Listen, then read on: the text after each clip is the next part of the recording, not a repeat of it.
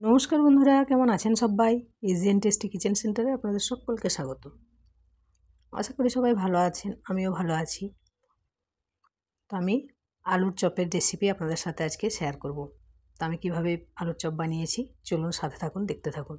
আমি তো বলেই থাকি প্রত্যেকের রান্নার নিজস্ব স্টাইল আলাদা।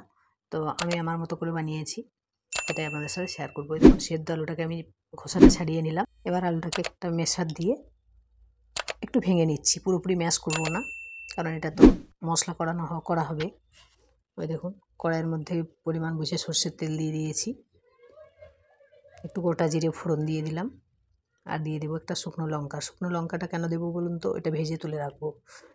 চপের মধ্যে একটু শুকনো লঙ্কা ভেজে ওটা দিয়ে দিলে কি হয়, বেশ ফ্লেভারটা অন্যরকম হয়।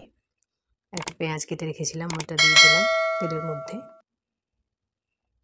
3-4টে কাঁচা লঙ্কা চিড়ে রেখেছিলাম ছোটো ছোটো করে, তো এটাও দিয়ে দিয়েছি। এবার আমি দিয়ে দেবো 1 চামচ আদা রসুনের পেস্ট, আর দেব পরিমাণ বুঝে একটুখানি হলুদের গুঁড়ো।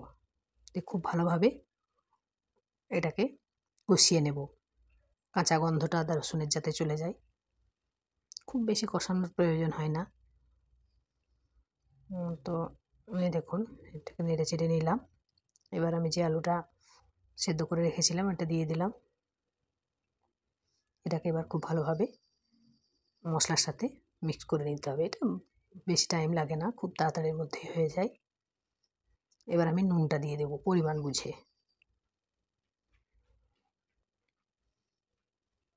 অনেকে অনেক রকমভাবে বানিয়ে থাকেন চপ, তো আমি আলুর চপ এইভাবেই বানাই, সেটাই আপনাদের সাথে শেয়ার করছি।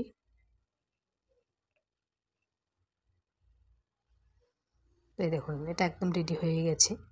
দেখেছেন তো, কড়াইয়ের মধ্যে লেগে নেই। এই দেখুন, আলুটাকে তুলে নিলাম। এবার এটা একটু ঠান্ডা হতে দিতে হবে।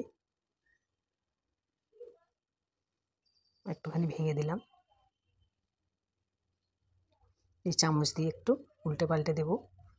তো এটা যতক্ষণে ঠান্ডা হবে, ওইদিকে আমি বেসনটাকেও রেডি করে নেব চপ ভাজার জন্য যে ব্যাটারটা বানাবো। ওই দেখুন, শুকনো লঙ্কাটা যেটা ভেজে তুলে রেখেছিলাম ওটাকেও হাতে করে ভালো করে ম্যাশ করে ওর সাথে মিশিয়ে দিলাম।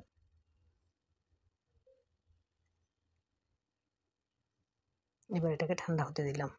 এই দেখুন, বেসন নিয়েছি পরিমাণ বুঝে, এর মধ্যে দিয়ে দিচ্ছি পরিমাণ মতো নুন, একটু হলুদের গুঁড়ো, আর দিলাম একটু বেকিং সোডা।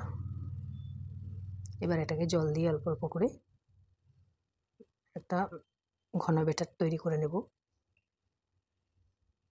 প্রথমে চামচ দিয়ে একটু গুলে নিলাম। এবার এটাকে ভালোভাবে ফেটিয়ে নিতে হবে, তাহলে কি চপগুলো ভালো ফুলবে।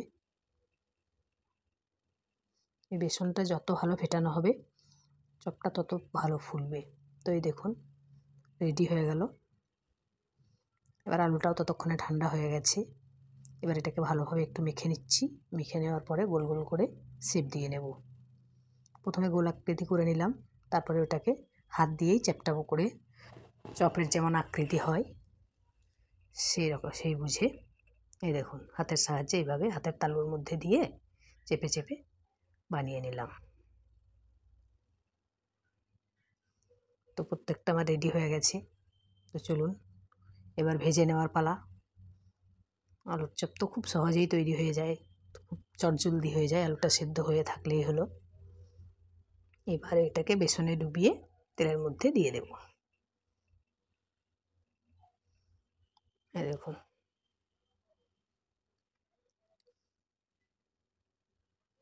এবার ভালো করে উল্টে পাল্টে নিয়ে ভেজে তুলে নিলেই আলুর চপ রেডি। সকল বন্ধুদের কাছে অনুরোধ রইল, নতুন যে সমস্ত বন্ধুরা এই ভিডিওটি দেখছেন, যদি ভিডিও ভালো লাগে তাহলে চ্যানেলটিকে সাবস্ক্রাইব করে সাথে থাকবেন। আর যে সমস্ত বন্ধুরা আমার সাথে আছেন তারা তো আছেনই, তাদেরকে অসংখ্য ধন্যবাদ। তো দেখলেন তো কত তাড়াতাড়ির মধ্যে তৈরি হয়ে গেল আলুর চপ। তো সকলে ভালো থাকবেন, সুস্থ থাকবেন। দেখা হবে আবারও নতুন কোনো রেসিপি নিয়ে। টাটা।